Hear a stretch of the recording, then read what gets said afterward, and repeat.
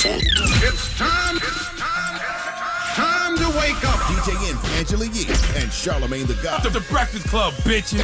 The voice of the culture. People watch The Breakfast Club for like news and really be tuned in. It's one of my favorite shows to do. Just because y'all always keep it 100, y'all keep it real. They might not watch the news, but they're on Twitter. They're on Facebook.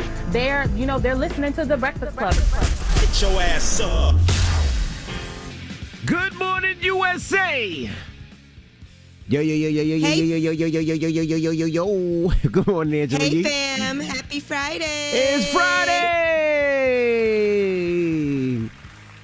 Now, Charlamagne will be here in a couple of minutes. There was actually a big accident when we were coming in. I think a overturned 18-wheeler had concrete in it. It was all over the roads on both sides, so it was a lot of problems in traffic this morning. I know that. So he'll be here in about 3 minutes. But what up, Yeezy? What's up? I'm in Chicago for the weekend. It's cold out there, huh? Oh, my goodness. Yes. I think it's like 10 degrees.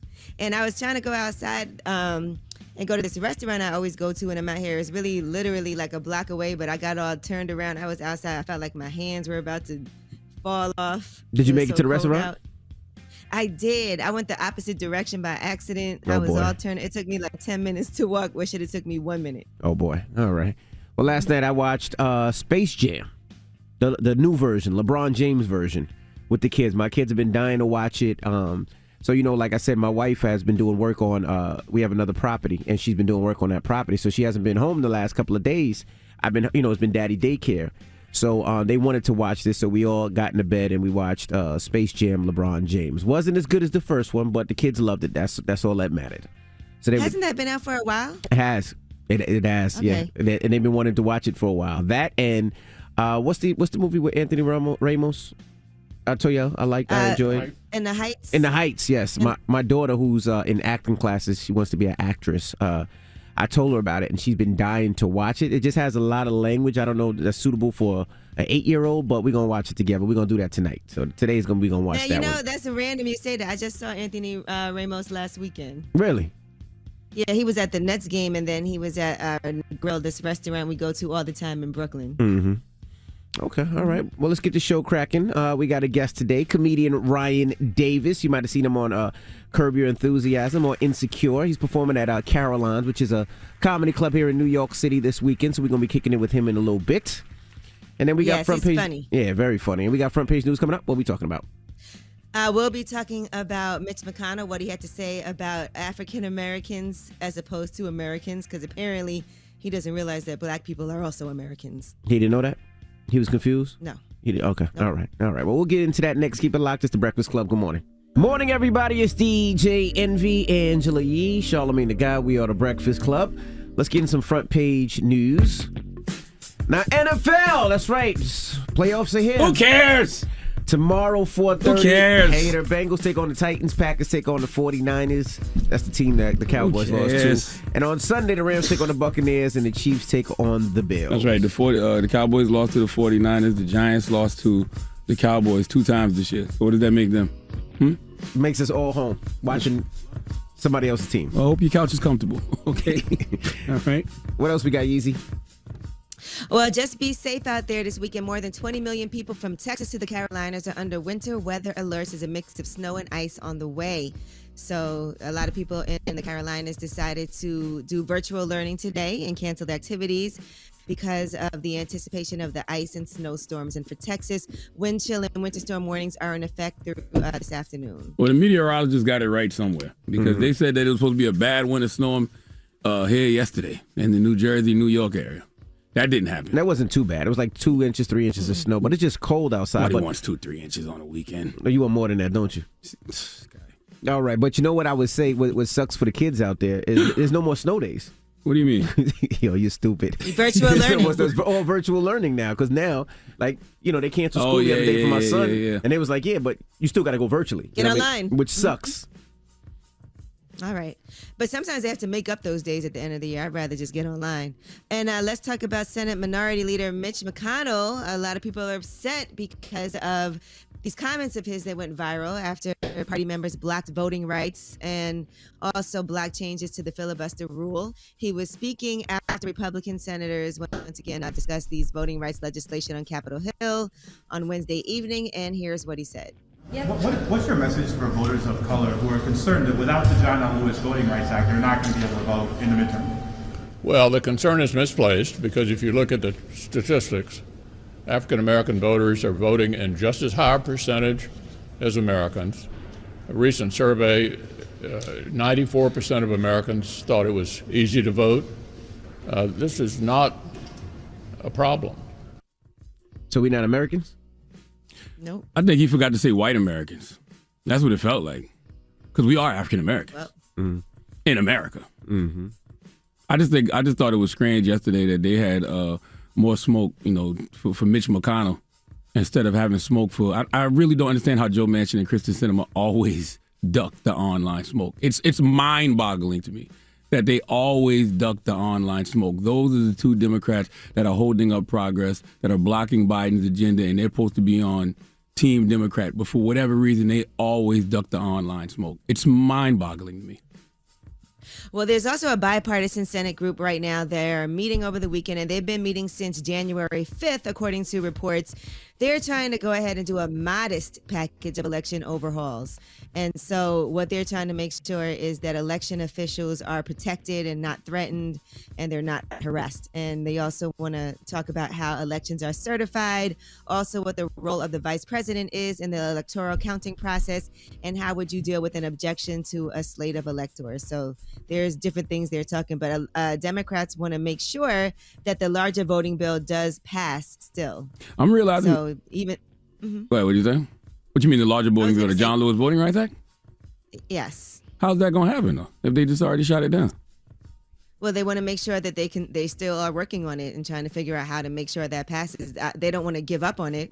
It's not happening. It's so interesting. Black Democrats act like cowboy fans. I hate to say that. What do you mean? Because I'm a Cowboy fan. They're mean? so delusional, and we make so much excuses for our team, regardless of what they do wrong. Like it's never they never get held accountable. We never hold our Cowboys accountable the way we should. It's the refs' fault. It's everybody else's fault, and it's the same thing with Black Democrats when it comes to the Democratic Party. They refuse to hold that party accountable. That's why I was happy to see Queen Maxine Waters yesterday, speak truth to power with April Ryan when she was talking about how she can't. Number one, Joe Biden thought that he could work with these people, but he clearly can't. And number two, she never thought that she would see two Democrats do what Joe Manchin and Kristen Sinema are doing to the Democratic Party. At least that's honest. I respect that. Everybody else, y'all just delusional. Right. At the same time, I don't think they should abandon the John Lewis Voting Rights Advancement Act and the Freedom to Vote Act. They still have to try to figure out a way to make that happen. Of course, but how? Right. That's my point. Well, they have to figure it out. They just got shot down. They shot down the revised the filibuster. They shot down voting rights. Like, what are you supposed to do? I mean, of course you keep going, but how? I just want to know how. What's the plan of action? Because the plan of action can't just be, everybody show up in the midterms and, vote. We need the largest voter turnout in the history of the midterms. That's been the strategy for the last 10 years. All right, well, if we had more Democrats in the Senate, wouldn't that mean that those two, Joe Manchin and Sinema, wouldn't have as much power as they do? Well, they need to start running some of these people. That's why I said they need to run somebody in Arizona against Kristen Sinema, run somebody in West Virginia against Joe Manchin. If they're not really on your team, and you want to get them out of there, run somebody against them, Democratic Party. All right, well, let's get into get it off your chest next. That's Front Page News. 800-585-1051. Call us up right now if you need to vent. You got to get some things off your chest. Phone lines are wide open. It's The Breakfast Club. Good morning. The Breakfast Club. Let's go. This is your time to get it off your chest, whether you're man or black. Say it with your chest. We want to hear from you on The Breakfast Club. So if you got something on your mind, let it out. Hello, who's this? Hey, good morning. This is Stevie Steve, the comedian from Delaware. Steve, what's happening, what's brother? Up, bro? Get it off your chest. How y'all doing? Happy New Year. How y'all been? Blessed, black, and highly favored. How are you, sir? Hey, man, same here. Not too much, man. Today my mama's birthday, man. I'm going to give my mama a birthday shout out. Okay. Happy birthday. Yeah, happy birthday, mama. I know she don't listen, but I'm going to let her know. How you know she don't listen? Because she's asleep right now. Oh, okay. Okay. Hey, can I throw a cash app out there? Sure. She be looking out for everybody around here, like cook for everybody. I mean, if anybody want to bless him. Oh, it's $.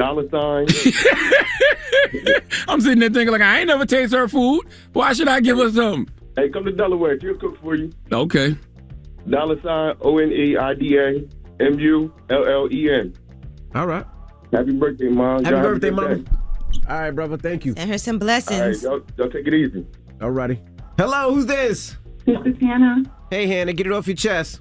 Yes, I want to get it off my chest. I don't know any other way to get this message out to Kim or Ye. But what it is, Kim, darling, you have to understand, when you marry a black man, you marry the entire culture. You did not just marry Kanye. I am so concerned about these children. I don't see how Pete Davidson is going to pour into these 4 children's inner genius. Okay, now our culture needs all the geniuses that we can get. I'm concerned. You have to soak it up and pour into your family a little more how Chloe poured into Lamar. Queen. Listen, Queen. It is 6 o'clock in the morning. How can you assess somebody's situation from the outside looking in? Why are these people on your mind like this? You don't know these people? Because this entire culture is affected. Because I lost my mom at a young age, and I have to constantly talk to my children and tell them stories about my mom. You have to, it pours down from the ancestors, right? So tell me how Pete Davidson is going to tap into the ancestry of these kids. Why do you think, first of all, Kim's not black either. That's number one, right? And number two, what makes you think Kim wants that? Maybe Kim just having a little fun. Look, but that's not it. And our culture is affected. What culture? Whose culture is affected? What are you talking about? I think you should concentrate on your family. Word is bond. What are you talking about? Like when you marry a black man, you marry a whole culture? That is not true. Who told you this? All that is true. Because if they split, who's going to tell these children stories about Nanda? Huh? I'm dialing. Hey, what you doing, man? I'm dialing. I'm calling you. This is your time to get it off your chest, whether you're mad or blessed. 800-585-1051. We want to hear from you on The Breakfast Club. Hello, who's this? Good morning, this is JB from Virginia Beach. What's up, bro? Get it off your chest, man. First of all, I want to say good morning to y'all, Charlamagne the God. Peace, I'm King. always calling in here with a political view, so I'm going to just go ahead and make this quick. I was listening to Roland Martin last night, in which he was getting on it early this morning. They're going to have to break that bill down into sections in order to get it passed. Like, especially with the whole gender Mandarin coming up and all that. Gerrymandering. Gerrymandering. They're going to have to break sections of the bill down for them to get it passed. Little is better than nothing. And we got to start calling these people what they are. Political terrorists. They're willing to throw democracy away in the name of white supremacy. And unless we understand that as a people, we gonna always feel like we got to be attached to a party. They treat it like a business. We got to treat it like a business. 100%. If they're not willing to do what they're supposed to do, we got to vote them out. That's it. Because sitting home and thinking, oh, I ain't gonna do that. Because if you listen to what Mitch McConnell said, he basically have a new boldness to say what they've been doing on the state and local level. They setting this all up for 2024. For whoever. What you mean 2024? They setting this up for the midterms. What are you talking about? But if you look, there's a battle between DeSantis and Trump right now in Florida. And if you look at what DeSantis just passed in Florida on the state level, with the whole banning of making whites feel guilty, not making them feel guilty about white supremacy and the history of the past and all that. You got to look at what they're doing. They already setting it up. And if they get it for 2022 and 2024, you could kiss a whole decade goodbye of us even being able to participate in that way. Bruh, if they lose when they lose the midterms this year, you could kiss the whole decade goodbye. All right. Well, democracy as we know it died this past weekend. Or yesterday, whatever the hell it was. Get it off your chest. 800-585-1051. All right, when we come back, we got the rumors. We got to talk about Complex's best rapper alive. We'll get into it next. It's The Breakfast Club. Good morning. The Breakfast Club. Thanks, Eddie. Go with it. What the hell is wrong with you? This is The Rumor Report with Angela Yee on The Breakfast Club.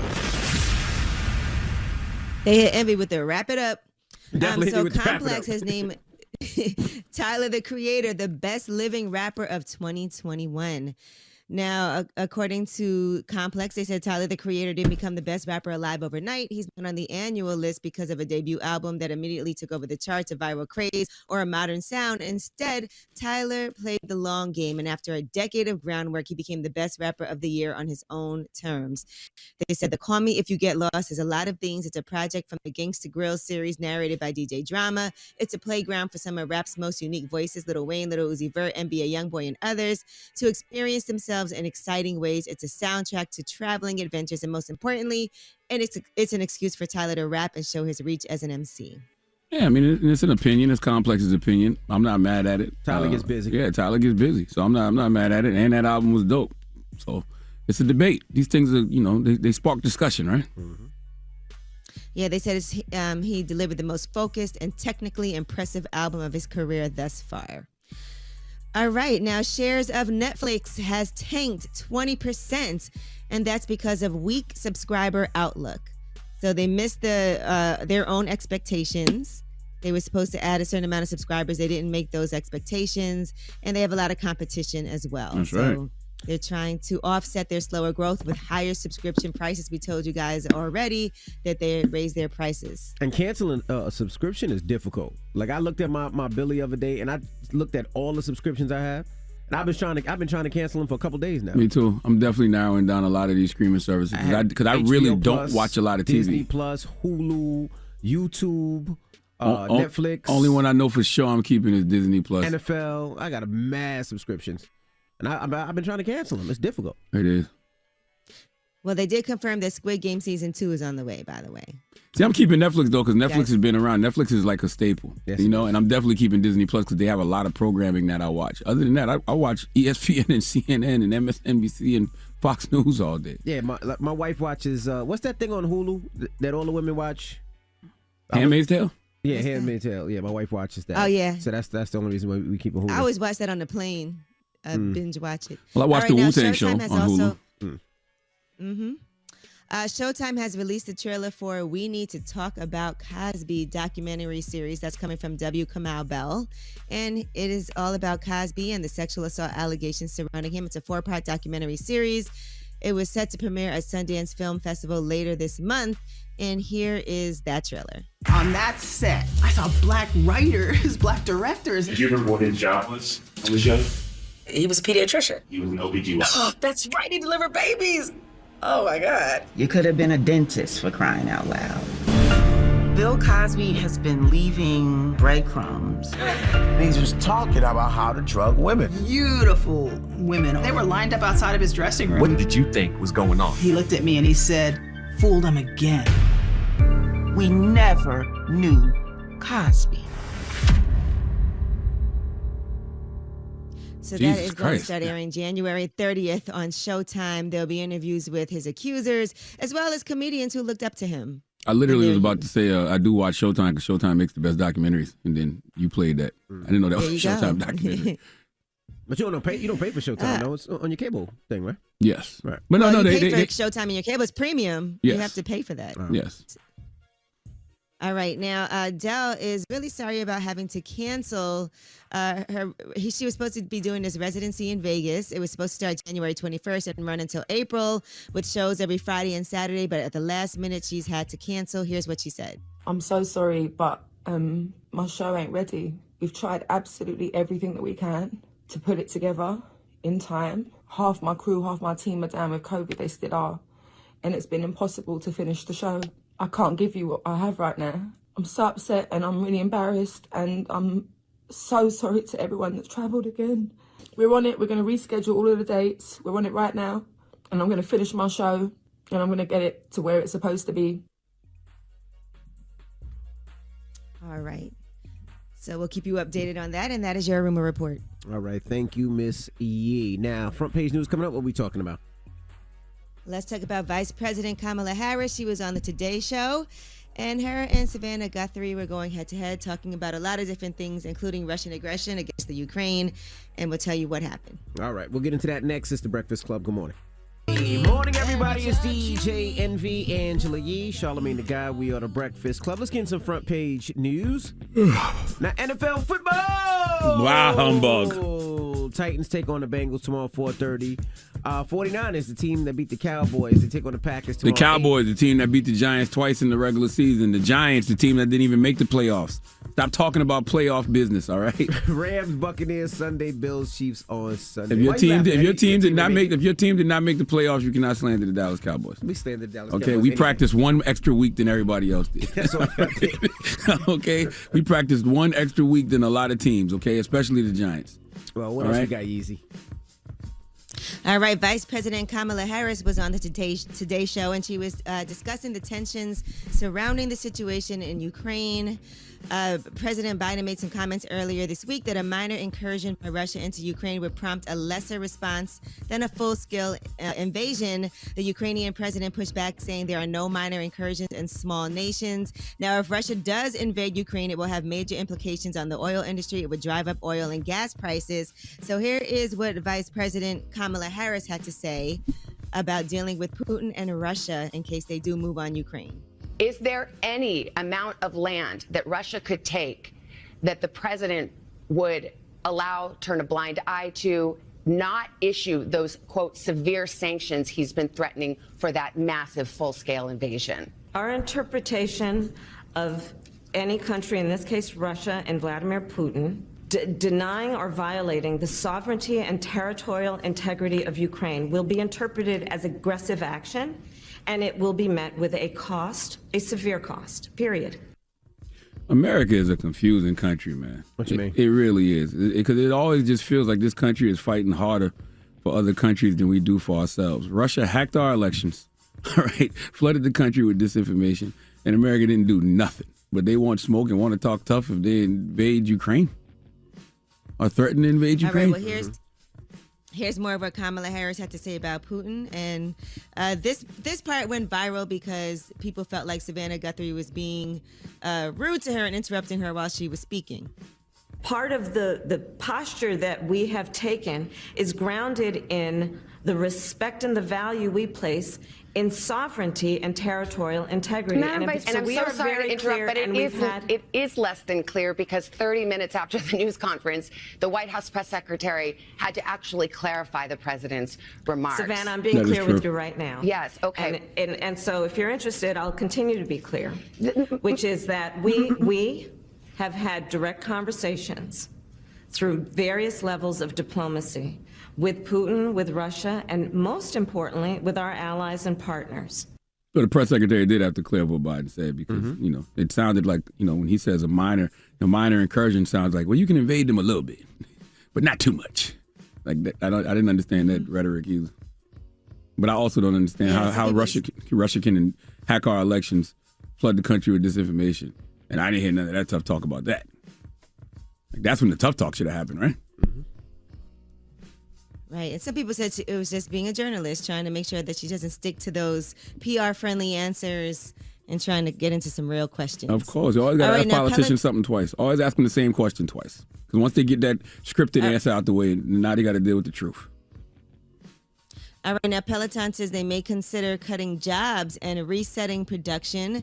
They're considering all options, including layoffs and production curbs, after a report that the fitness firm has stopped manufacturing its bikes and treadmills. That sent shares crashing. But they said rumors that we are halting all production of bikes and treadmills are false, but what they are doing is considering all options. So they said the company is right-sizing production in response to seasonal demand curves. Did they ever bounce back after Mr. Big died? I remember when the pandemic...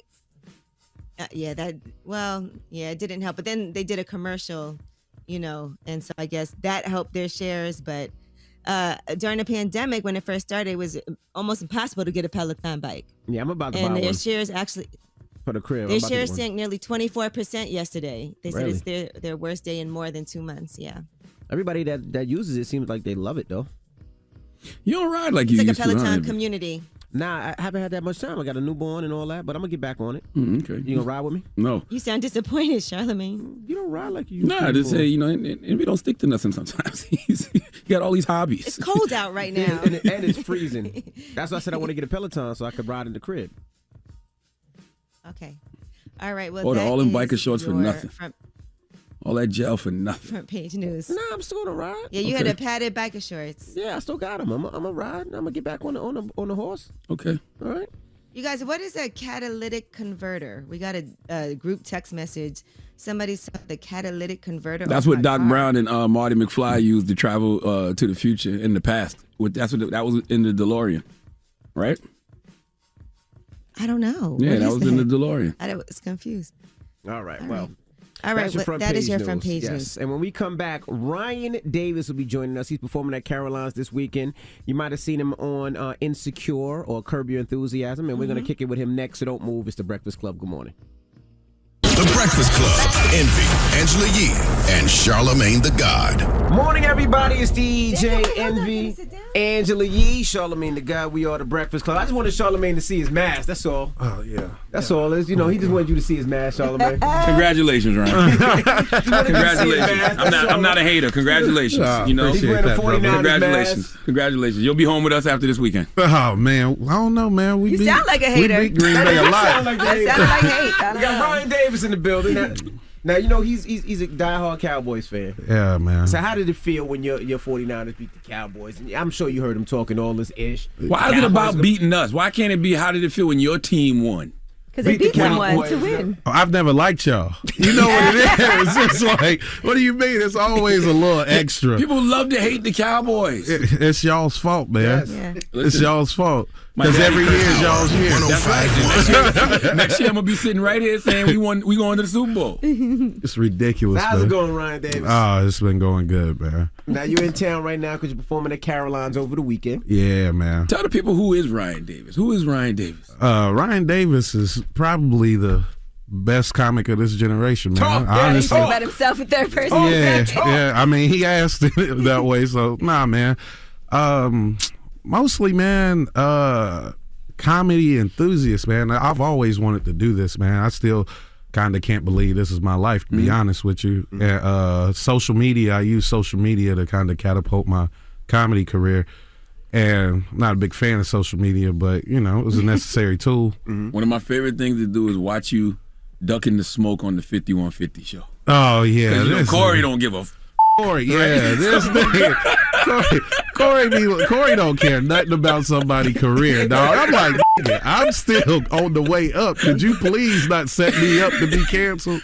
Love that dude though, but he don't give a f. But that's honest though. Do people even give you backlash for that though? Just even. Oh yeah, they do. They were like, they go automatically. Oh, Ryan's scared. Ryan will wear the dress. I was like, how I end up in a dress? Because I don't want to answer his Would question. you wear a dress? No, no. Just asking. Nah. Did you see what Steve Harvey said about he doesn't want to do another special because of cancel culture? He said sponsors and all of that. The only person who can say what he wants is Dave Chappelle because he doesn't have to worry about sponsors and networks. I don't know, man. I say what I want, so I don't know.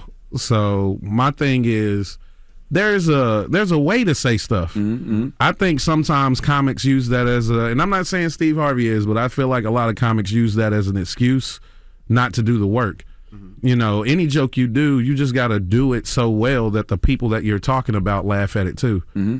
So do the work. Mm-hmm. But that doesn't make you nervous at all, like because this is a cancel culture. They'll cancel you in a minute. It's not real. It's just outrage. It's more outrage than actual cancellation. But you got to ruin your sponsorship, your advertisings, and all that. It depends. Well, let's just say what you want. Say this. Mm-hmm. I don't want to lose my money.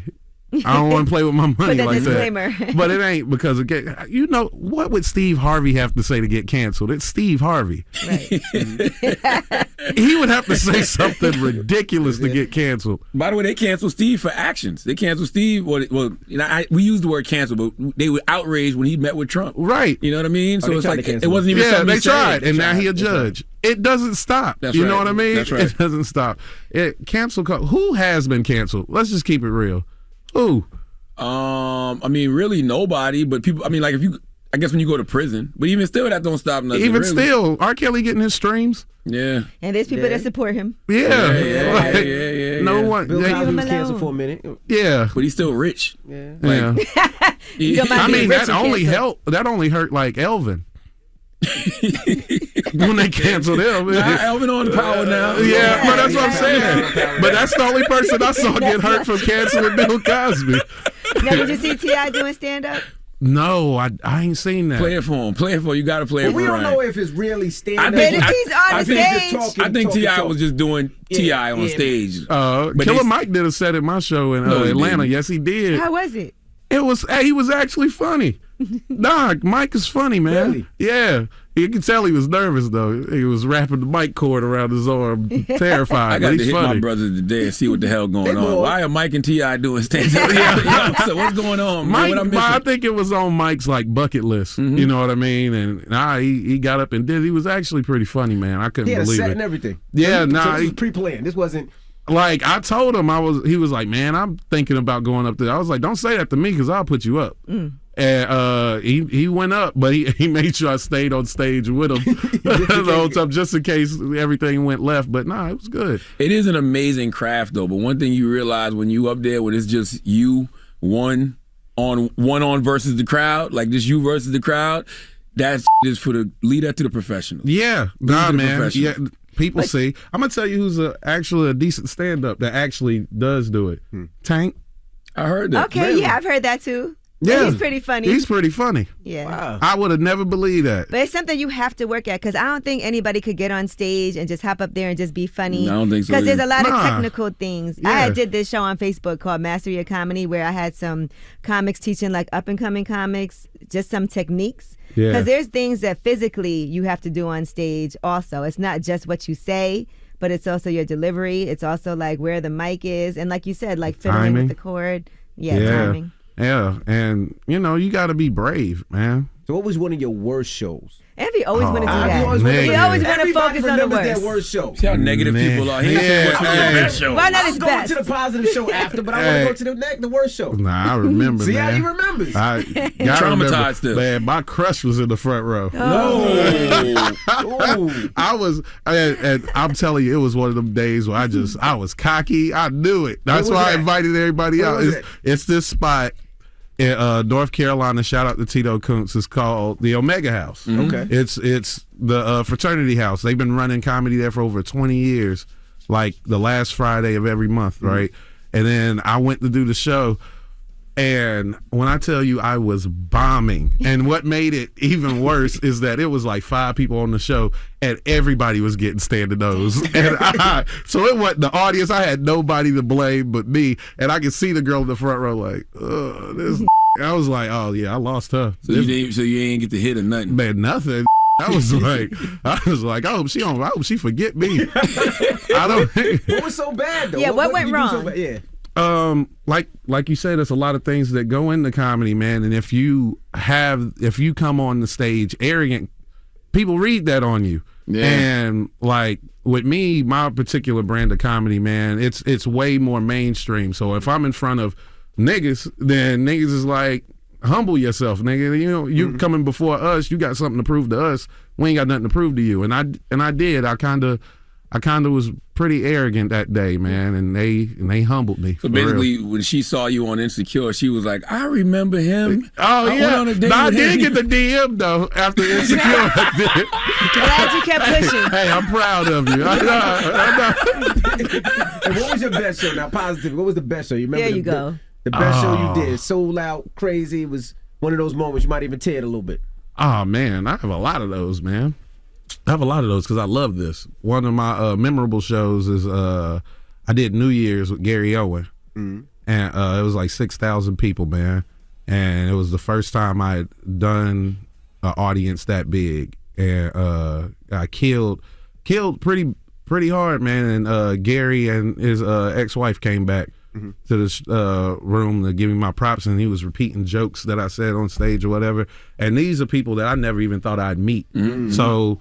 And I did a show with Deion Cole, and he was like, man, your pen is magnificent. You do jokes that I wish I had thought of that joke. And that's the biggest compliment from somebody who's, great at the craft like that. So those moments I remember the most. All right, we got more with comedian Ryan Davis when we come back. Don't move. It's The Breakfast Club. Good morning. I'm trying to fall in love.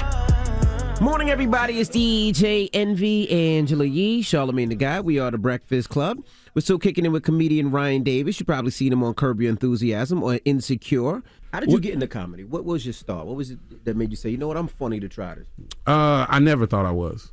I love comedy so much, and I respected it so much. I looked at those dudes as superheroes, man. Like who? Oh, man. Eddie Murphy, Chris Rock, Dave Chappelle, Patrice O'Neal. Well, D.L. Hughley, you know, Bernie Mac, the whole Kings of Comedy. When you saw Kings of Comedy, no, I don't think anybody was looking at that like, I can do that. Nope. Yeah, you know what I mean? You never want to feel like that. Yeah, you never, So, you know, Kevin Hart was the one who finally pushed me over the edge, man. He did Let Me Explain, and he sold out Madison Square Garden. And at the end, he's crying because he's one of the few to sell out Madison Square Garden. This dude had a dream, and he made it to the pinnacle of that. And I'm sitting here watching this dude like make it not even to the finish line, but to a point maybe he thought he wasn't going to reach. And I was like, man, Ryan, have you even tried to chase a dream? Have you ever tried to accomplish something that you wanted to accomplish in that way? And I got on stage 3 days later. I love that story, but I don't know how I feel about you know, Kevin making you be the one to step up on that stage, but everybody else made you feel like you couldn't do it. Nah, it wasn't because I didn't look at what Kevin was doing and going, I can do that. I wanted to feel like that. Cry. The way, Got you. You gotta try. Yeah, I wanted to feel like that. Yeah. He made me see it differently than everybody else, man. Kevin Hart gives great interviews, man. Yeah, he does. Oh, he's the best. Yeah. What were you doing before you tried to stand up? I was a pharmacy technician. There's always this like rags to riches story. Like, man, I was poor, and then I was fine. I was fine. But that's hard too to give up something that's lucrative. Yeah, no, it was, man, because it's the great unknown, man. You give away something, you walk away from something that when you're comfortable to try something that's completely uncomfortable, man, there are no guarantees in this at all. Not at all. And you don't get paid a lot if it takes a while to get paid. You pay to do this job in the beginning. Yeah, it costs you. They stick up comedians. They give you $100. You got to bring 30 people. You got to drink 5 2 drink minimum. Yeah, crazy. Man, I remember I got into the business of comedy because of that. I did a show. My very first time getting on stage, like 50 people came out to see me, and they all paid to get in. They all paid for food, drinks, everything, and I paid to get on stage that day. You was like, wait, that's crazy. I was like, I think these owe me $1,500. It cost $1,500? No, I'm just saying I started doing the math Of between the ticket and then the food, and then what I drinks. paid. I was like, these made $1,510 off my money. Yeah, off of me. So I created a show. I'm from Concord, North Carolina. I created a show called Finally Something to Do in Concord. There ain't much to do at home. Concord. Yeah. It's right by Charlotte. Right by Charlotte, yeah. So Blackson came and did my show. Wow. Yeah, man. It's so little to do at home. People didn't believe that he was coming. That's how crazy it is. I was like, nah, man. I was doing a show with him. He's coming. They're like, man, you don't know no Michael Blackson. That's the city that I live in. You know. I don't think people realize coming from the Carolinas how we didn't have any of that entertainment wise. No, like nothing. No music. No comedy. We didn't have nobody to look to be like, oh, I can go do that. Yeah. So when I see you and I see the baby or anybody that's from the Carolinas, it's just like, yo, you gotta salute them. I'm telling you, I remember when everything first popped off of me, and I went to the radio to promote my show because the show sold out. I added another show, so I had to go do promotion. And the baby was sitting there on the couch trying to get his music played. Wow. Yeah. And was that Power 98? No, I think he was at 92.7, and my man Chewy was there. He was hanging out with Chewy. My guy. Yeah, Salute to Chewy. Yeah, and Chewy, man, Screech 92.7. Man, that's a good dude, man. And then he was like, "Yo, I got this mixtape coming out called Baby Talk 5. You know what I mean? Check it out, man. I'm telling you." I was like, "Dog, I know who you are. Like, you hide around here. I know who you are, man. I'm gonna check it out." And he had this song called "Today" off of that, and I heard it. I was like, "Oh, this gonna be gone." I just had a feeling, and man, it didn't take long. I say 2 years after that, maybe we had All-Star Weekend in Charlotte, and everybody came to Charlotte, and you just heard blank blank that mixtape everywhere, and then he dropped Baby on Baby, and it was over. Out of here. Out of I here. saw Donnell Rollins did his special in Charlotte. I was there for Yeah. it. And the baby was there also. Yeah, Charlotte's a great place to do comedy. Beautiful city. Yeah. Now I moved back. I just moved back there from LA, man. Smart mother. I bet your house crazy. I ain't got it yet, but yeah, we've been looking. Yep. I'm gonna tell you what. I'm gonna tell you. Chico Bean called me stupid every time he would see me in LA because he stayed in North Carolina. He was like, "Dude, stay there and get your house and do everything." Like every time he come to LA for any reason, he like, "See, he's still out here." Stupid. Why did you leave LA? What made you leave LA? There's no reason to be there anymore. Listen, all auditions are done digitally. No one's calling you in to do anything. Like, my name is good enough to where if somebody really wants me to audition for a role or wants me to go out there to see it, I'm doing well enough. I can just fly right out How there. did It's the not an Insecure issue. role happen? Because, you know, that's my show. Oh, man, I love that show. I never thought I'd be on that show. Shout out to Prentice Penny, man, the showrunner, man. He actually saw my audition and he was just like, that dude, you know what I mean? And he gave me a shot. And then I just had one line on season 4 and I was like, cool, I got to do the little one line. What was the one line? You gonna eat your sandwich? I got hair in mine. So you had a few more this season. You had the beach scene, the car scene. So when they called me, they were like, "You ready to do Insecure again?" I was like, "I don't have a reoccurring character," and they were like, "You do now." And I was like, "Cool, man. I'm down to say another line." Do you really like Jason Derulo that much in real life? Man.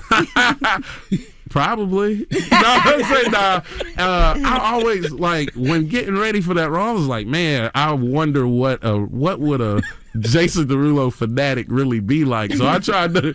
I was wondering, was you ad-libbing? I was like, did he pick Jason Derulo? Did they write that? They wrote Jason Derulo. So it's some stuff that's ad-libbed, and then there's some stuff that's in the script.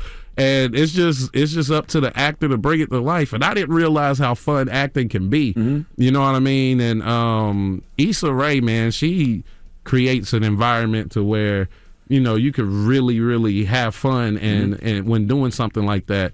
Like her, Yvonne, and Natasha, they made it really easy for me to be comfortable in the space because I'm not an actor. Right. And, you know, I didn't ever really feel uncomfortable on set with them, man. And that, out of all the projects that I've done, all the things that I've seen, I've never seen so many black people on a set in my life. And it was a couple of people told me, don't get used to that. That's not what they're doing over there at Insecure was special. You know, and man, I'm just grateful to be able to do it because to me, that show is legendary. All right, well, don't move. We got more with Ryan Davis when we come back. It's The Breakfast Club. Good morning.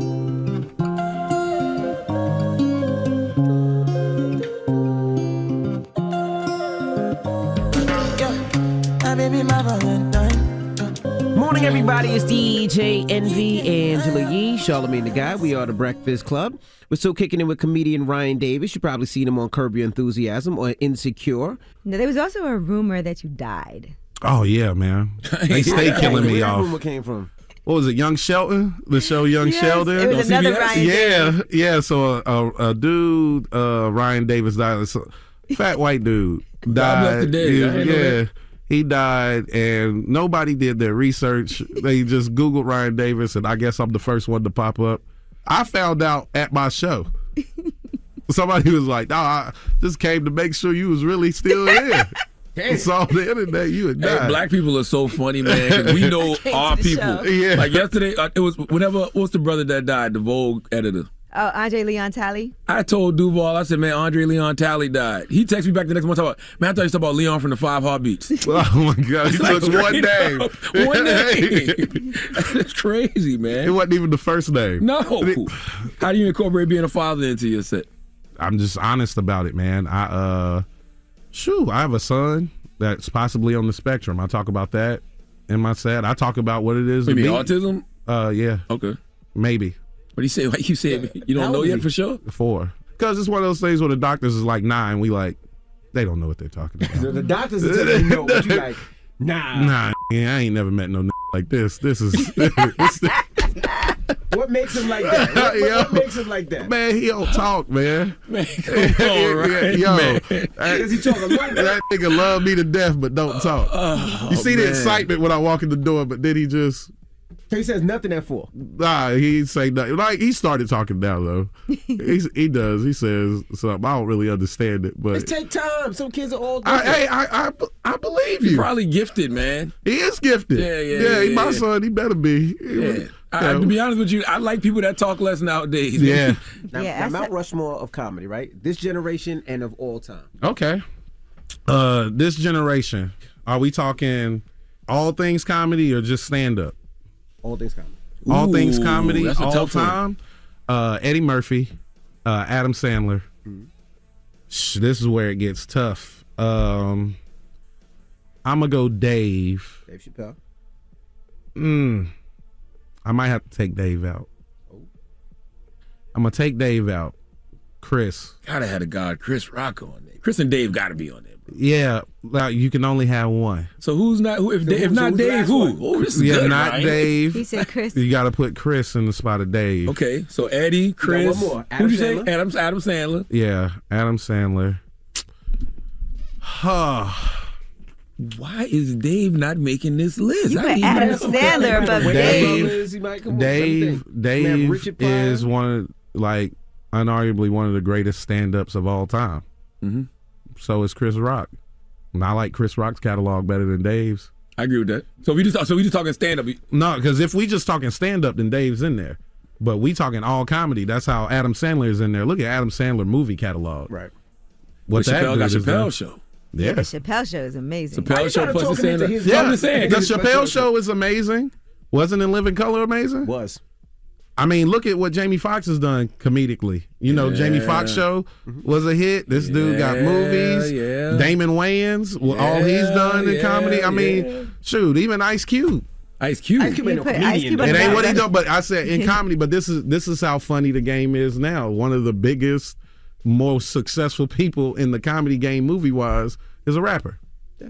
I don't feel like black comedians get the opportunity in movies as much as they should, but we'll talk about that some other time. The last person, give me some more. Not mad at that at all. I'm going to tell you why. I think that is the best female comedian ever. I would concur. Yeah.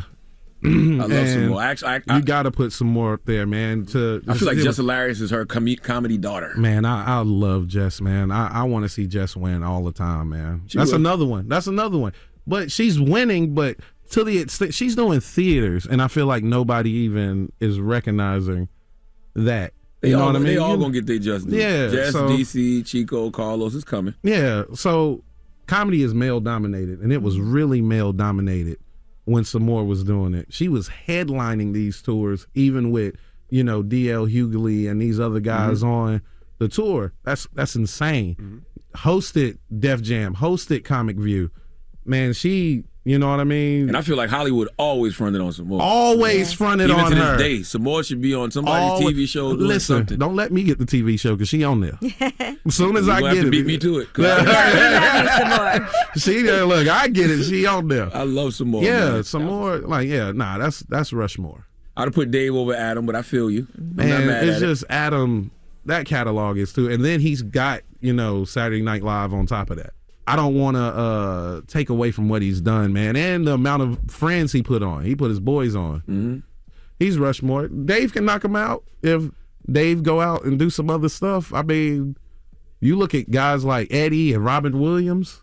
Like, Robin Williams deserved to be there, but I got Eddie there. As two people are in the same lane, I kind of don't put two people in the same lane on the Rushmore. I'll be interested to see how Eddie's stand-up is going to be now I don't want to see it. back to doing stand-up. The funny part is I think he'll be perfectly fine. I think he should do, remember when Mike Tyson did that one-man show? Yeah. I think Eddie should do something like that. We don't know. I mean, it could be amazing, though. I'm looking forward to it. I think you're underestimating the greatness of that dude. Comedy is hard. Coming to America, too.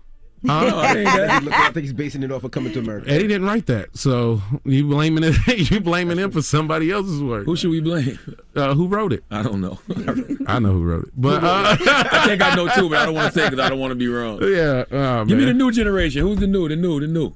Right now, I put 85 South. You got to put their heads together on a Rushmore, man. Okay. Yeah, what they're doing is phenomenal. You got to put Jess. You got to put Wayne. Yeah, Country Wayne, man. And then there's then there's me. I really just didn't name me to be humble in the beginning. But I was gonna name me first, but I left the last spot for me. Yeah, I haven't seen Wayne's new stand-up. Wayne has got really good, man. But he works hard. He works I respect hard. that. He got 3 web series going at one time. Every day. Ain't nobody working harder than him. So and he embraces who he is too. Like everything that you could use against him, he just That's why. Hey man, you got all them kids. I sure do, and I take care of all of them. Child support killing me. He just go. What about Andrew Schultz? Andrew Schultz is my guy. Love Andrew, man. I wish I could have did the tour. He invited me out to start it out in Texas with him, man, and I couldn't do it because I was on my tour. That dude is phenomenal. It's funny that you brought him up because he should be up there. I would put Andrew on my Mount Rushmore. Yeah, he definitely should be up there. But I was answering quick because Envy was like, all right, who today? I was like, damn, let me think. But nah, so, but Andrew, Andrew was make phenomenal. sure y'all check out Ryan Davis. He's on that Mount Rushmore at Caroline's this weekend. You will not regret it. You'll only regret it if you don't come. I'm Because you trying have to to come hear up to about the it. Friday show. I think I'm gonna come on Friday. I'm gonna come to one too. You can go to carolines.com for tickets. That's going to be Friday and Saturday, 7 p.m. and 9:45 on Friday, and 7 p.m. and 9:45 on Saturday. I'm gonna be honest with you. Coming Friday, Greg. Greg. I'm definitely coming this weekend too. Just because you said you're the greatest stand-up of this generation, Yeah. and I know you're funny. Haven't seen the stand-up yet. I want to see. All right. But when I do it, I need you to come right back on here and be like, all right, that little wasn't lying. I'm gonna give it up. All right. You know. But I just let you know. I ain't worried about that. There is no other side. Yeah, there is no other side. There is no other side. No worries. Ryan Davis. It's the Breakfast Club. Hold on, give your social media and all that. Ryan Davis Comedy on Instagram, or just type in Ryan Davis Comedian in Google. It'll give you everything, man. That's right. It's Ryan Davis. It's the Breakfast Club. Come on. Listen up. It's just in. All the gossip. The Rumor Report. Gossip. With Angela Yee. It's the Rumor Report. The Breakfast Club. Well, get ready for Soulja Boy's new docuseries on Revolt. It actually premieres today, The Life of Draco. It'll follow him throughout the day as he navigates his career and his personal life. Listen to this. I've been doing music for a long time, so see it paying off. I sold out, that meant a lot to me. I'm like, man, there ain't not one ticket you can't even get in this month. I had the biggest comeback of all time. I tried to tell these I always told these I was gonna have my own TV show. Bam! That's what it's all about.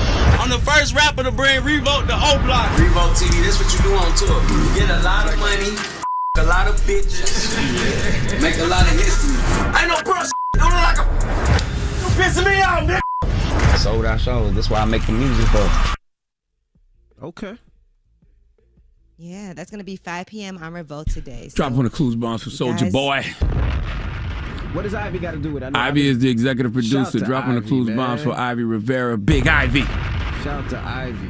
My niece out here hustling. They out here hustling, man. I love to see it. Soulja Boy is very entertaining. I mean, come on, man. You're going to watch that. All right, now Jeannie Mai has revealed their baby's name, her and her husband, Jeezy. She posted a clip to her Hello Honey YouTube account, and here's what she said. Didn't know technically it meant marriage and having kids. I just know that I wanted to spend the rest of my life with him. I wanted to build with him. I wanted to grow with him, and I wanted us to bear fruit together. And I saw that it meant so much more than just kids. It meant like family and visions and hopes and memories, and it all happened here. So this picture was taken in Monaco, France, which is why this nursery is themed after baby Jay's name, Monaco. Okay. Congratulations to them. Monaco. Dropping the clues bombs for young Monaco. My guy Jeezy, Jeannie Mai. Congratulations, man. Love is beautiful. Man, have y'all ever been to Monaco? No, I don't even know what that is. I'm just playing along. What is that? Where is It's it in at? France, but I went there for a day while I was out there a few years ago. And when I was in France, and when I tell you that is one of the most amazing places I've ever been, that's on my bucket list of I need to go there and spend like a few days there, but it's amazing. Okay. So shout out to young Monaco. All right, now Karrueche Tran, Dwayne Martin, and more have joined the cast of Fresh Prince reboot. It's called Bel Air, and they'll all be appearing in that first season, according to Deadline. Joe Holt, April Parker Jones, Devontae Hart, Scotty Thompson, and Charlie Hall. So get ready for that. You guys excited to see the Bel Air show? Yes, I'm gonna no? be honest with you, know. man. I want to watch it. I'm going to watch it. I just don't want to see Fresh Prince dark. But I'm gonna watch it to see what it is. It's just like why we had to turn the Fresh Prince dark. But I'm gonna watch it. I'm definitely gonna watch I'm it. kind of scorned by Coming to America. Why too. are you wearing a turban? It's not a turban. It's a mask. I just what? It That looks like a turban. No, but I was kind of hurt by Coming to America too. I didn't like the remake to that. I'm hurt by your turban. I can't talk to you no more. It's I'm not a distracted, turban. man. I'm distracted. I want to have a real conversation about Bel Air, and you got this turban on. Please. All Are you right. copying Nick Cannon? That's exactly what he's doing. You got as much kids as Nick Cannon. Now you want to wear a turban like Nick This is Cannon. not a Or vice turban, versa. damn Y'all it. copying each other. But yes, I want to watch the Bel Air show. It just, I don't know, it just freaks me out that it's dark. I guess because we grew up on the Fresh Prince and we see the reruns all the time, and it's such a light, bright They had show. dark moments, but It just looks dark. Yes. Like, damn. But I'm going to watch. All right, now Kevin Gates was on the Big Facts podcast, and a lot of things were discussed on there. He talked about his evolution, his diet, spirituality, depression, battling with thoughts of suicide, and so many other things. Here's what he had to say. When I disabled my Instagram, I had this is my first time ever speaking about this publicly. I had put on Twitter, all my friends and my family forgetting all my teachers. I love you all. It's over with. See, I don't do man, I'm about to kill myself and I don't want no attention. I was going to, the way of the samurai. Just smash myself because I was to the point I didn't want to live no more. A lot of men don't speak about this, but a lot of men suffer in silence also. Right. When you a provider and you a real provider, but you already unhappy and you not feeling like you being celebrated in a proper manner, you feel like you only being tolerated.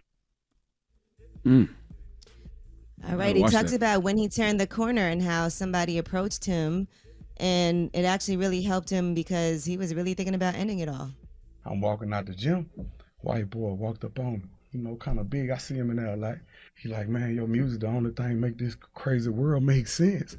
I was like, man, the world's a cruel place, man. Trust me, I know. I'm laughing, but I know what I'm about to go do. Yeah. So he was like, man, I was worried about you because you had disconnected your Instagram and your Twitter. Like the world needs you.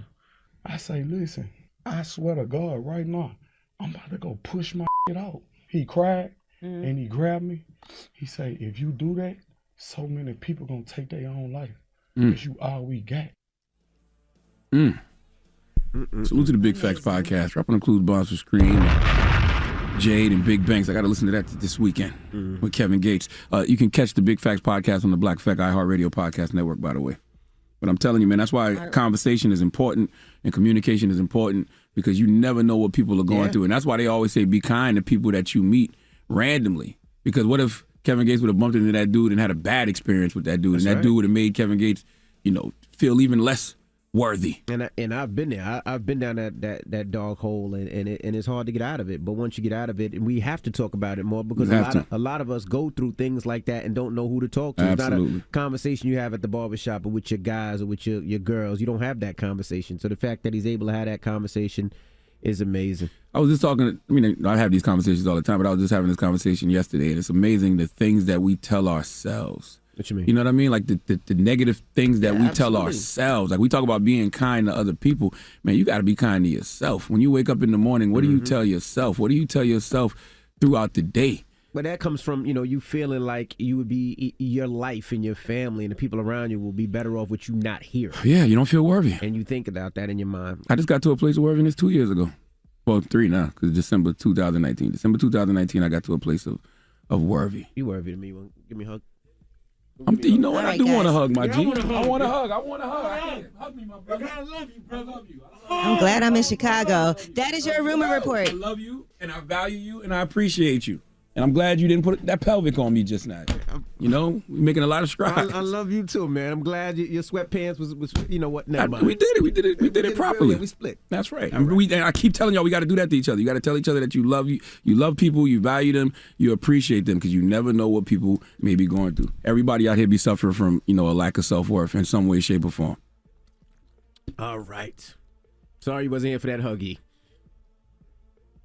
Nah, be here, Chicago. Who are you giving your donkey to now?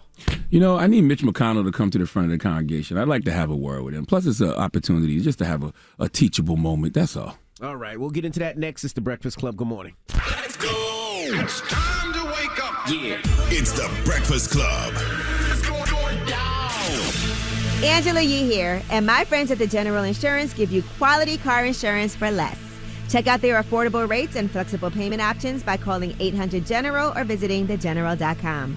The General Auto Insurance Services, Inc., an insurance agency, Nashville, Tennessee. Some restrictions apply. This is a miracle. There is no question that there are problems in this country between police and community. Yes, you are a donkey. To the latest on that police killing of a black man. Now to new developments in the deadly spa shooting rampage. And yesterday was a really bad day for him, and this is what he did. And so we are in a state of emergency. Okay, white supremacist violence is and always has been the number one threat to our society. But I'm also very proud that my wife is white. The Breakfast Club, Oh, I bitch. love it. All right, Charlamagne, please tell me, why was I your donkey of the day? Well, donkey of the day for January 21st goes to United States Senate Minority Leader Mitch McConnell. Yesterday, I'm sure you saw him trending on social media after he made what people have described as an insidious comment. See, prior to a vote to move the John Lewis Voting Rights Advancement Act to the Senate floor, Mitch McConnell was asked by a reporter about concerns among voters of color, in which he implied African Americans are not Americans. Let's listen to the clip. What's your message for voters of color who are concerned that without the John L. Lewis Voting Rights Act, they're not going to be able to vote in the midterm? Well, the concern is misplaced because if you look at the statistics, African American voters are voting in just as high a percentage as Americans. A recent survey, 94% of Americans thought it was easy to vote. This is not a problem. Well, you know, when somebody shows you who they are, believe them. I don't feel a way about those comments because whether he's talking out loud or talking in private, they have shown us that's exactly how they feel through actions and legislation. It's very strange to me that people react with such, emotion and vigor over what someone said as opposed to what someone did. All right, that clip of Mitch McConnell saying that yesterday went stupid on social media. It was everywhere, all over my feed, okay? A lot of y'all had more smoke for that clip than y'all have for Congress failing to advance voting rights legislation and changing the filibuster. It's strange. All the Republicans and 2 Democrats, okay, Senator, our President Joe Manchin, and Senator, our Vice President Kristen Sinema, killed voting rights legislation, made sure it died in the Senate, all right, the night before that Mitch McConnell clip went viral. But y'all make the Mitch McConnell clip go crazy for what? You know who he is? Mitch McConnell or any Republican saying something like that, and you being surprised. It's like being surprised that you see Snoop Dogg and Wiz Khalifa sharing a blunt. I mean, if they, we're sharing it, I can understand being a little taken aback because, number one, they both rich enough to have their own blunts. They can take it to the head. And 2, COVID. But you understand my point. There's nothing to be shocked or surprised about here. Okay, do you know what Mitch McConnell has done to you niggas and has been doing to you Negroes? Huh? He literally calls himself the self-proclaimed Grim Reaper of the Senate. Play the clip. Think of me as the Grim Reaper. None of that stuff is going to pass. None of it. But I guarantee you, if I'm the last man standing and I'm still the majority leader, it ain't happening. Mitch McConnell said, and I quote, "My top priority when President Barack Obama was in the office, my top priority is to make Barack Obama a one-term president." Listen. Our top political priority over the next 2 years should be to deny President Obama a second term.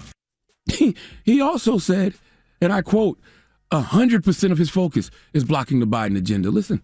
100% of my focus is on stopping this new administration. But y'all was shocked about what he said yesterday? Come on, man. That's why it's comical that President Joe Biden thinks he can work with these people, okay? People like Mitch McConnell are clear on who they are. They're clear on what they are about, so they shouldn't shock you or fool you. I think it's strange that y'all got more smoke for Mitch McConnell than y'all do Kristen Sinema and Joe Manchin. Okay, if you're a Democrat and you voted for Democrats, don't be shocked or appalled by the wolves in the Republican Party. We know they wolves.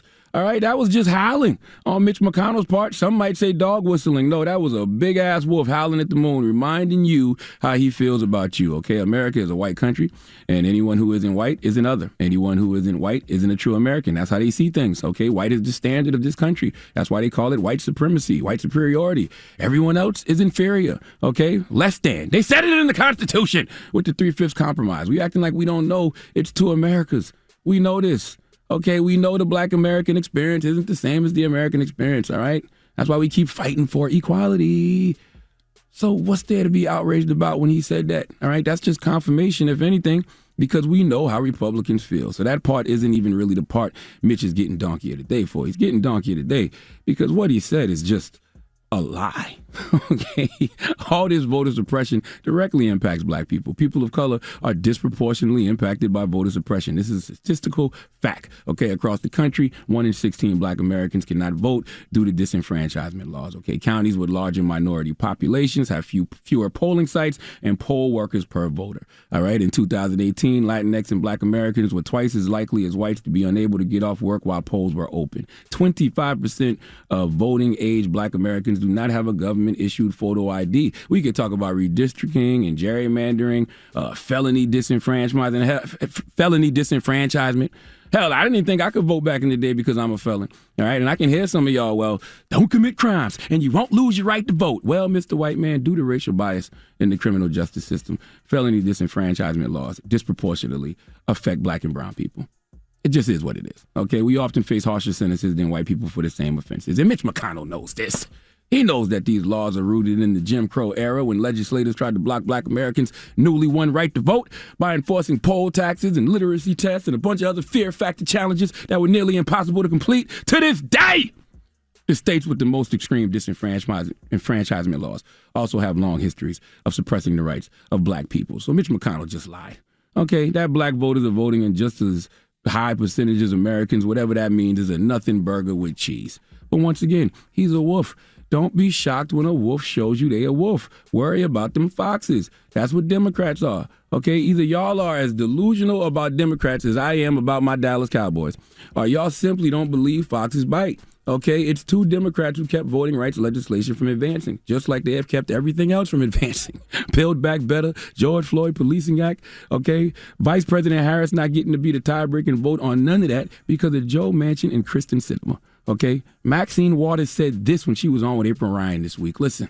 We never thought, and I never thought, that any one or two members of the Democratic Party on the Senate side would do what they're doing to us now. Well, please believe it, please. Okay, give them to smoke. Put pressure on them. Make them go viral every day, okay? Those foxes worse than the wolves because, one, we voted for those foxes, okay? We voted for Democrats. I expect the people I voted for to get things done, all right? And those two foxes are blocking everything I want done. And I don't see other foxes applying enough pressure to them about what they are doing, at least not publicly. All right, I told y'all yesterday, those wolves don't allow that. You either down with the pack or you not, okay? And number two, those foxes, Democrats, they be acting like your friend. Uncle Charlotte, Brother Leonard, what are you talking about? Wolves and foxes, foxes and wolves. Well, don't listen to me. Listen to Brother Malcolm X. He warned y'all about these liberals a long time ago. Listen. There are many whites who are trying to solve the problem, but you never see them going under the label of liberals. That white person that you see calling himself a liberal is the most dangerous thing in the entire Western Hemisphere. He's the most deceitful. He's like a fox. And a fox is always more dangerous in the forest than the wolf. You can see the wolf coming. You know what he's up to. But the fox will fool you. He comes at you with his mouth shaped in such a way that even though you see his teeth, you think he's smiling. You take him for a friend. The moral of the story is wolves or foxes don't make good house pets. So stop trying to pet them. They're not your friends. Please give Mitch. Please let Remy Ma give Mitch McConnell the biggest hee-haw. Hee-haw, hee-haw. You stupid motherfucker. Are you dumb? Like my damn Palo Santo. All right. God damn it, my lighter don't. Oh, here it go. All right. Thank you for that donkey of the day. Now, yes, sir. Let's open up the phone line. Now, Connecticut mom left 2 kids home alone while she vacationed in Florida with boyfriend. Guess what race it is? Now, how old were the kids? Under the age of 12. Okay. She went for 2 days, and she told them, just eat candy. When one of the kids was like, well, what are we going to eat? She said, just eat candy. I'll make it up for you. She also said in a separate interview, she told them, allegedly the kids told them that mom said, stay downstairs in the basement, don't come upstairs no matter what, and you have snacks, candy, and Uber Eats. So, that's definitely wow. White. That's definitely white. Because a black person. That's dangerous. A black person may do something like that to go to work. Oh. So we're asking 800-585-1051. What age were you when you were left home alone by yourself? That is the question. 800-58 what? We grew up in a different era, though. So that don't even count for us. Wow, what age were you? I was like 7, 8 years old. Hell yeah! I used to get off the bus. Well, you would wait till your mom came home, right? Yeah, you wait till your grandma. Wait till my grandma. God bless the day. Wait till my grandma come home. My grandma was a lunch lady but they wouldn't leave you for a elementary school. weekend and go No, on not a vacation. weekend. No. This mom left them. Well, you ain't say a weekend. You just said left at home by yourself. Yeah, so when your parents went away, not just wait till my mama come home. She'll be home in a couple hours. I'm talking about when your parents went away. I don't even remember. All right, so let's talk about it. 800-585-1051. It's The Breakfast Club. Good morning. The Breakfast Club. Hey, what up, y'all? It's DJ Envy here. It's all fun and games till someone screenshots your message. Say goodbye to morning after guilt with that chat. A brand new messaging app focused on privacy, where you pick who you can see what you send and or how long. Say goodbye to screenshots and screen recordings that can haunt you forever. You can join show pages, group chat with your friends, and even self-destruct messages after they are sent. Get that chat for iPhone and Android at the App Store or find it at datchat.com/envy. It's topic time.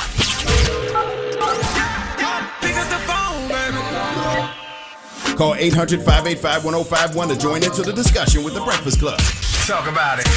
Morning, everybody. It's DJ Envy, Angela Yee, Charlamagne the Guy. We are The Breakfast Club. Now, if you're just joining us, we were talking about this Connecticut mom who left her 2 kids home alone while she vacationed in Florida with a boyfriend. Now, both kids were under the age of 12.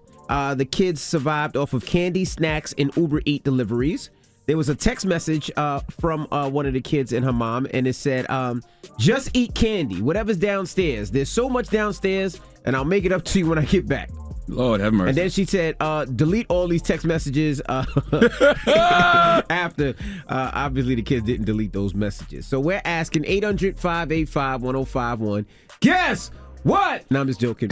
We're asking, when were you ever left home by yourself? What age were you? I mean, I would say about. Now, hold on. 10, Say that in context. You said that to me last time, and I immediately started thinking about as a kid. You mean for a long period of time? For a long period of time. Like what? A weekend? Yeah, a weekend or even a day. Even a day. Like you don't see your mom and dad. I mean, at I believe 10, I was able to take the bus home, and I was home until my mom got off of work. Or my dad I was doing that much earlier than 10. No, I was about 10. No, I was definitely, absolutely, positively in elementary school. Really? 100%. I grew up in Salute to Mounts Corner, South Carolina all day. And I mean, I'm 43 years old, so I grew up in a time where you could leave your doors unlocked. Like literally, people on my grandma's dirt road would leave their doors unlocked, and the screen door would just be open. So it's like I would get off work. I would get off the bus and go sit on my grandma's porch or sit in the house or play in the yard till she got off work. She was a lunch lady at Already Ready. But you was in the media school. You did the cheese bus thing, right? The hell is the cheese bus? Yellow bus. Yes. Yellow bus. Yeah, cheese bus. Yeah, I mean, we had to take. There's another color bus. That's what they call it, cheese bus. But mine was. But I would take this public transportation, and I would have to walk up, and then I would be in that crib until my mom came home, and it would be like 3-4 hours. Same. But that was like I think about 11 years old, 10, 11 years old. What about you, Yee? Well, we definitely weren't allowed to leave the doors open or unlocked. Not at all. I have an older brother. So, and we always went to the same school. So I would walk to the bus stop. I would walk and pick up one of my friends in the morning. We would take the public bus to school. And I did that in elementary school. And then we would come home. My grandparents lived downstairs from me. We had a 2-family house. So my grandparents would be home downstairs. Oh, so that's not fair. You were never left alone, pretty much. Yeah, but we definitely not overnight. We could come home and be home. Then my grandparents moved to Montserrat in the West Indies when I was really young. But they would leave us maybe for a couple hours till they got home from work. But it was me and my older brother. He's a year and 3 months older than me. Yeah, so I was never.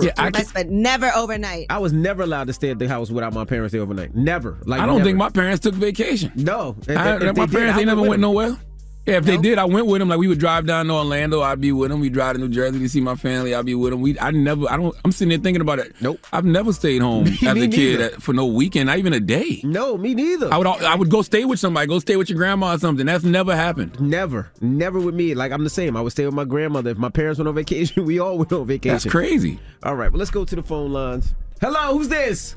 Hi, how you doing? This is Misa Kabibi calling from New Jersey. Hey, good morning. So we're talking about being left at home while your parents went away. Not just, when they popped up and had to come home from work. I'm talking about maybe went away for a day or so. Yes. So I was 9 the first time that they left me home. And the thing was that my dad, he built furniture for celebrities and stuff, and my mom was with him all the time. I was homeschooled, and my siblings were homeschooled. So they would leave us home, and I had a little sister, baby sister. She was breastfed. I'd have to take care of her, keep her from crying. And a couple of times they did leave us home overnight. So, you know, it was... You were like an adult. A tough childhood. Jeez. So they would leave you overnight? Yeah, they would leave me overnight. I remember one time being up all night with my sister because she was like maybe 6, 7 months old, and she was just crying. Ain't no way in hell. How old were you? Well, Charlamagne, I was between 9, 10, 11. Charlamagne, I mean, a 7-month-old in Jersey. What part of Jersey? Listen, let me tell. We was in Patterson, New Jersey. Patterson? Let me tell you something. Yeah, let me tell you. I mean, my dad was crazy. So, I mean, my father, he was crazy. He was the music video director, and my story, he started molesting and raping me from a very young age. Whoa. I've had 4 children for him over the years. I didn't escape him since until I was 24. So, trust, his whole mind frame back then was just about, you know, control, and he was very unorthodox in how he did things. That's an understatement, Queen. Lord have mercy. You can't be coming with those left hooks like that now. You said 3, 4 children by him? I had 4 children by him over the years. By your dad? Yes. By my father, yes. Yes. Yeah, him leaving you home alone was the least of your concerns. Lord have mercy. Yeah. Where is he now? Basically. Hopefully in jail. He's serving 90 years in prison. You can Google me. I wrote a book about it and everything. So what's your name? You know, Aziza Kibibi. Aziza Kibibi. Hold on. What's the name of your book? Unashamed, A Life Tainted. I'm gonna order your book, man. Maybe I'm gonna order your book. I'm gonna read it. Maybe you pop up here one day. You know, we have a conversation about it. Absolutely. For the world to hear. Her dad was a music video director. Sheesh. Yes. All right. But you know, his craziness started from young. So he was polygamous. He you know, so I grew up in a polygamous household, and you know, yes, he was leaving me home. I was cooking, so I was adulting from a very young age. Wow. Yeah, I'm looking at this Glamour magazine article on you now. Yeah, I'm looking. I was on the ID network as well. So I'm gonna order your book right now, Aziza. We gonna get your information, Eddie. Get Aziza's information. Okay. Right. Lord have mercy, man. I just wanted to talk about being home alone. Macaulay Culkin. That is like I don't want to play anymore. Where did that come from? Look, you never know what people are going through. You never know. And she said it so nonchalantly, like that's. I had to double ask. I was like, no, she didn't just say that. Wow. All right. Sending you healing energy always, Aziza. I am ordering your book right now. I'm ordering her book off Amazon right now. Jeesh. Unashamed, The Life Tainted is what it's called. All right. 800. We have time for no more calls? Jesus Christ. I don't want no more calls. I'm done. We are good on this topic. Well, this topic, grand opening, grand closing. Lord have mercy. The race of the lady was Asian. Yeah. That she was Asian. Lord have mercy. Not Aziza, the woman. No, the one that we talking about. It don't even matter now. Aziza done stole the goddamn show. Lord have mercy, Aziza. All right, well. Sending you healing energy, Queen. Yeah, well, we're not playing anymore. All right, you got rumors on the way, E? I mean, new music. It's a Friday, so we'll talk about what you can expect and what you might want to be listening to. Maybe you saw the new Shenseea featuring Meg Thee Stallion. We'll talk about all of that. All right, we'll get into that next. Ah, boy, it's the Breakfast Club. Good morning. This is the Rumor Report with Angela Yee on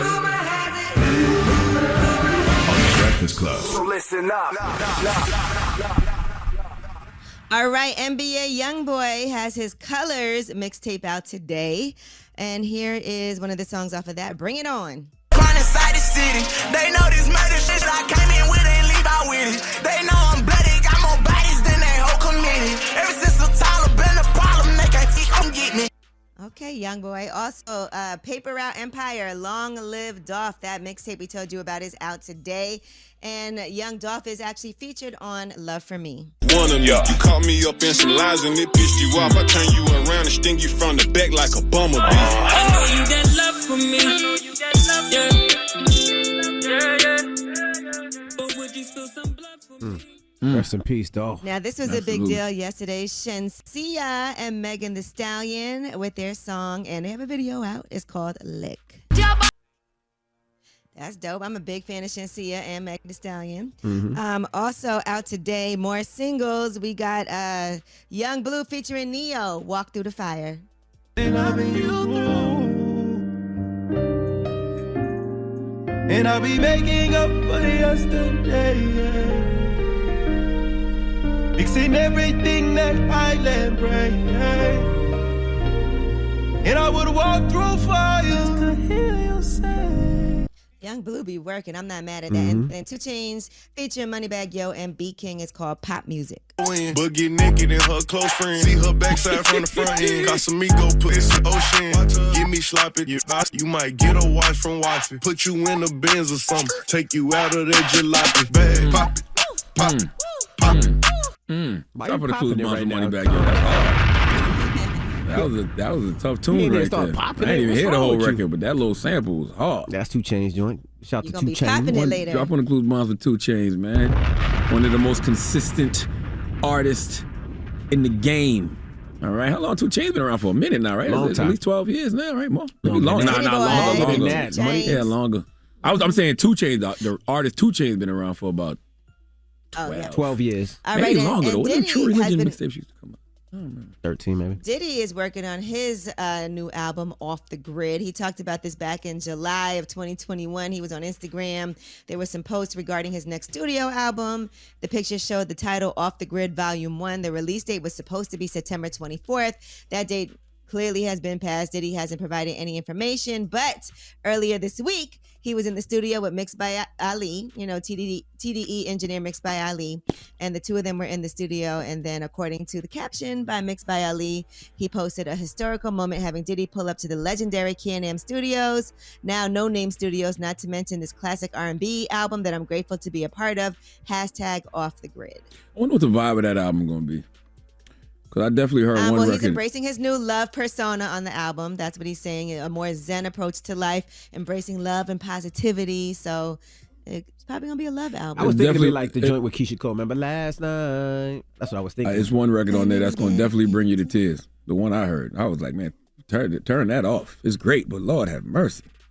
Not right now. All right. Well, that is your new music for Friday. So you guys have some work to do when you listen this weekend. And that is your rumor report. I think he's also leaning more into producing, too, as opposed to being an artist. Like he's getting his Khaled on.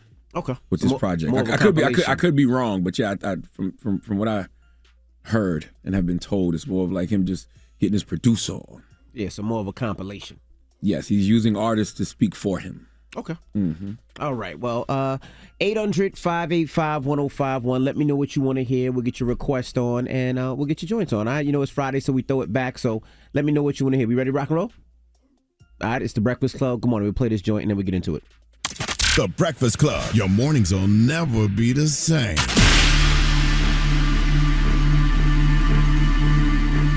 Our Audible pick of the day is The Perfect Day to Boss Up. This is Rick Ross's guide to building your own empire. Now listen up. Your first 30 days of Audible are free when you sign up at audible.com/Breakfast Club.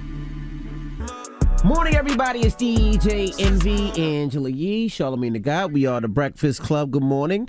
Shout out to everybody out in Charlotte. I'm going to head to Charlotte later on tonight and tomorrow. I'm going to look for a venue for a car show, and then I'll be at Stats on Saturday. I'm thinking about bringing the car show to Charlotte. I think that'll be a great and fun place. You got to get with my man Chuck T in Charlotte. You got to get with my man Chewy.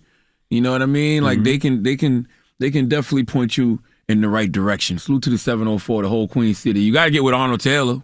I already spoke to him. That's the reason why we're doing it. Okay, all right, okay. That's the reason why we're doing it. Okay. Salute to Arnold Taylor. Salute to my guy.